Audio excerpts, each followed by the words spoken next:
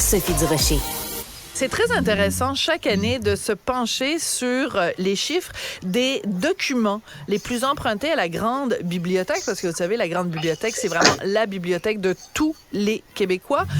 Même si elle est physiquement située ici à Montréal, vous pouvez accéder à son répertoire de partout au Québec. C'est intéressant de savoir quels ont été les livres, les documents, les disques, etc. Les disques. Les CD les plus empruntés. On va parler de tout ça avec Jean-François Cusson, qui est directeur du développement des services et de la médiation à la Bibliothèque et Archives nationales du Québec. Mon Dieu, je suis rendue essoufflée à la fin de votre présentation. Bonjour, Monsieur Cusson. Bonjour, Madame Desrochers. Merci de me recevoir. Du Rocher, ça va être mieux si vous... Oh, désolé. Voilà. Non, il n'y a pas de problème. Il n'y a pas de problème. Je suis habituée. Ça fait plusieurs années que les gens font l'erreur. Donc, le palmarès des documents les plus empruntés. La bonne nouvelle, c'est qu'il y a énormément d'œuvres québécoises. Les Québécois adorent lire du québécois. Oui, et puis de notre côté, c'est sûr que c'est quelque chose qu'on adore parce qu'on est une institution québécoise et une de nos valeurs, c'est de faire rayonner la culture québécoise. Mais ce qui est particulièrement intéressant, c'est qu'on voit que cette proportion-là augmente d'année en année. C'est maintenant, c'est la 6e année qu'on publie ce palmarès-là, qui est très suivi, puis on est très content aussi de l'effet médiatique là-dessus. On voit que ça intéresse les gens. Et puis, au moment où on l'a lancé, donc en 2018, la première édition, sur notre top 20 des livres les plus populaires, il y avait 4 Québécois.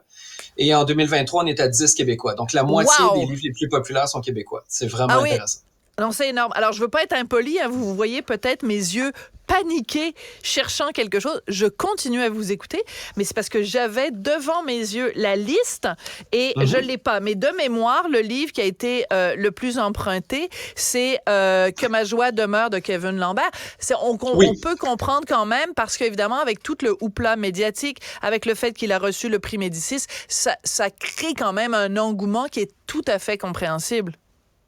Tout à fait. Puis on sait à quel point Kevin Lambert a eu un automne remarquable, beaucoup de couverture médiatique, il a été sur les listes courtes, non seulement du Médicis, mais aussi du Goncourt, de d'autres prix. Mais on voit de notre côté... La controverse avec François Legault, ça a pas nui quand même. Oh, absolument pas. Bien sûr que ça n'a pas nui. Parce qu'on a bien vu que la popularité du dernier Lambert a commencé bien avant la saison des prix littéraires, là. Oui, bien avant. Oui, tout à fait, bien sûr. Alors, je remarque quand même, donc, en numéro 1, Que notre joie demeure de Kevin Lambert. En numéro 3, Maple, qui est un très, très, très beau livre extraordinaire de David Goudreau. Montréal-Nord de Mariana Mazza en 4e position.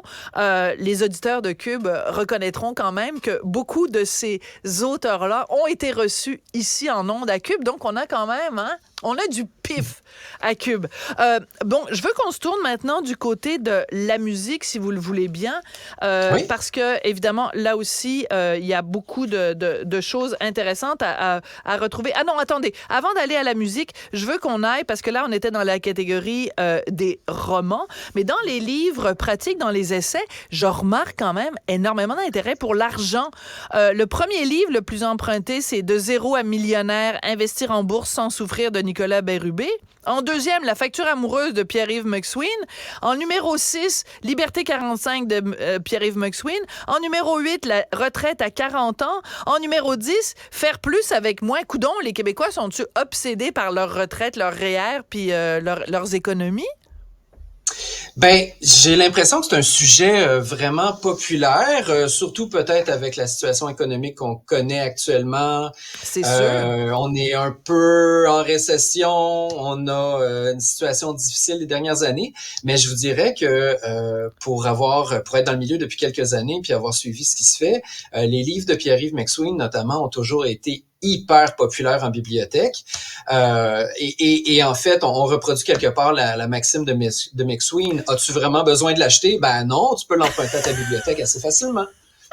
Vous m'avez volé ma blague, mais j'imagine que elle était assez facile. Ce qui est intéressant aussi, quand on parle des documents pour enfants les plus empruntés, ça me touche énormément de savoir que c'est J.K. Rowling qui est encore quand même l'auteur pour enfants la plus empruntée, malgré justement les controverses autour de sa supposée transphobie, théorie à laquelle je n'adhère pas du tout, mais c'est J.K. Rowling en 1, J.K. Rowling en 3, J.K. Rowling en 4, J.K. Rowling en 7. C'est comme un raz-de-marée de J.K. Rowling. Bon, c'est sûr qu'on aurait aimé que ce soit des auteurs québécois, mais quand même, ça ne s'essouffle pas sa popularité.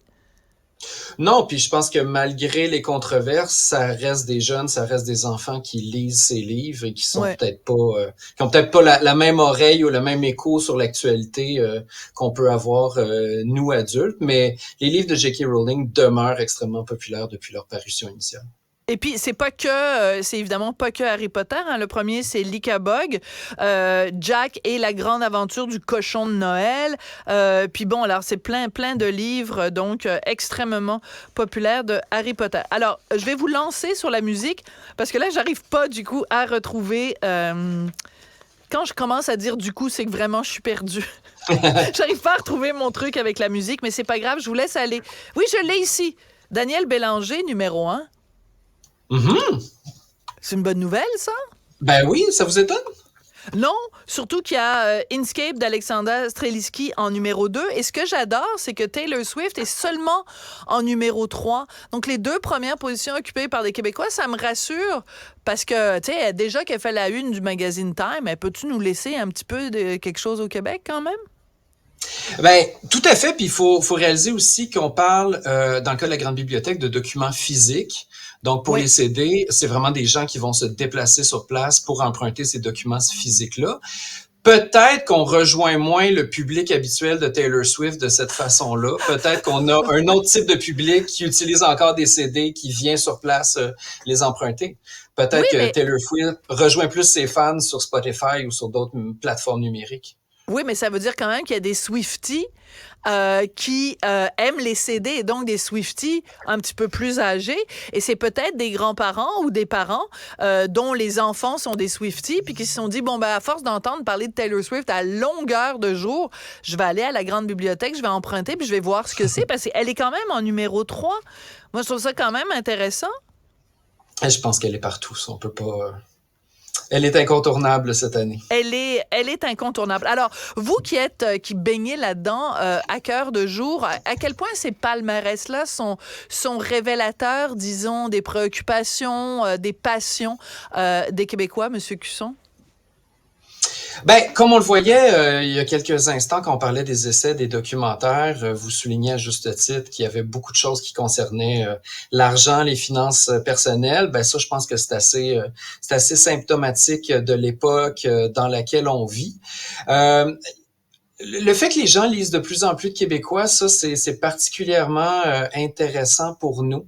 C'est quelque chose qui se développe, puis je pense que c'est quelque chose qui témoigne aussi de la vitalité de la littérature puis de la culture québécoise. On a au Québec une scène littéraire qui est très forte, on a des belles maisons d'édition, il y en a des nouvelles qui s'ajoutent, des auteurs qui, malgré le fait que, bon, on parle peut-être pas énormément d'auteurs, puis il n'y a pas une énorme... il y a pas énormément d'émissions littéraires, ou il y a pas dans la culture populaire, c'est quelque chose. Il y en a pas du tout, Monsieur Cusson. Ben c'est ça, il y en a de moins en moins. Malgré tout, il y en a pas les auteurs moins québécois, en moins. Il y en a pas. Il y en a plus du tout. Ben nommez-moi en une. C'est une bonne question, j'y arriverai pas. Mais non. Et malgré tout ça, il continue d'avoir une résonance. Voilà. Oui. C'est fou. Et ça, c'est assez génial. Assez génial. Mais c'est aussi, vous avez tout à fait raison de souligner la qualité parce que les Québécois sont pas plus fous que les autres. Si les livres qui sortaient au Québec n'étaient pas de bonne qualité, on s'en foutrait complètement. T'es Québécois, t'es pas Québécois. Moi, je veux que le livre soit bon, qu'il soit bien écrit, qu'il soit pertinent. Alors, quand je vois des chiffres comme ça de cette popularité énorme et qui va en augmentant des titres québécois, ben, je pense que c'est un excellent message pour nos diffuseurs publics que sont Radio-Canada et Télé-Québec. C'est le temps de ramener sur vos ondes, que ce soit à la télé, que ce soit à la radio, une émission qui serait entièrement consacrée à la littérature, au lieu de considérer que c'est la portion congrue puis qu'on n'est pas assez intelligent pour s'intéresser à ça. Merci beaucoup, Monsieur Cusson. Ça a été un plaisir de vous parler. Plaisir partagé, merci. Alors, comme je passe mon temps à perdre mes feuilles, je me souviens plus, votre prénom, c'est Jean-François, c'est ça? Jean-François, oui. C'est une journée comme ça. Il faut que les auditeurs me prennent comme je suis. Attendez, je dois avoir ça ici. Jean-François Cusson, directeur du développement des services et de la médiation à la Bibliothèque et Archives nationales du Québec. C'est-tu pas beau? J'ai réussi à vous nommer en toute fin d'entrevue. Merci beaucoup, Monsieur Cusson. Merci, au revoir.